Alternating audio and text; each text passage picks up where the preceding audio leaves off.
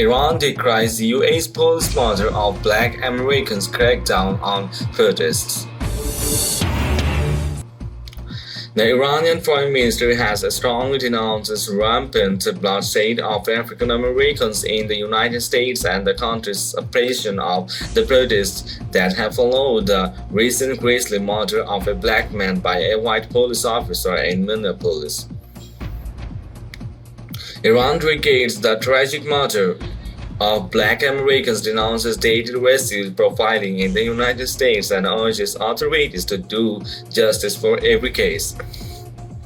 The ministry said in a tweet on Friday. The condemnation came 3 days after disturbing footage surfaced online showing the police officer Derek Chauvin choking unarmed George Floyd to death after forcing him to the ground and pinning him down with his knee. The officer refused to relieve the pressure, although Floyd was being hurt, repeatedly pleading for his life and saying, "I can't breathe." The officers had been called to the scene, a Cobb Foods store on 3700 block of Chicago Avenue South, after the African American victim was reported to be attempting to use forged documents. Police spokesperson John Elders claimed that Floyd has resisted arrest and also alleged that he had started going into medical distress after the officers forced him into handcuffs. The viral footage, however, came to clearly disprove the account. Floyd's death, a poignant reminder of repeated unjustifiable killings of members of the African American community by the U.S. police, has been followed by protests across the country. The Foreign Minister's tweet incorporated in an intercut of videos showing the police confronting the protesters running away from police violence, and demonstrators setting the U.S. flag on fire.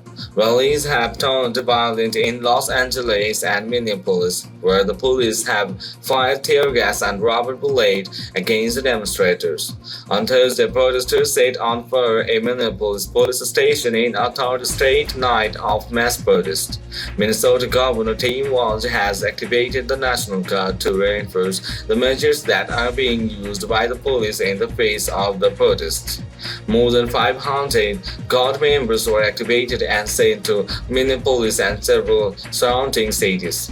It was the first time the Minnesota National Guard has been activated for a civil disturbance in 34 years. The Iranian Foreign Ministry said the protesters' voice must be heard.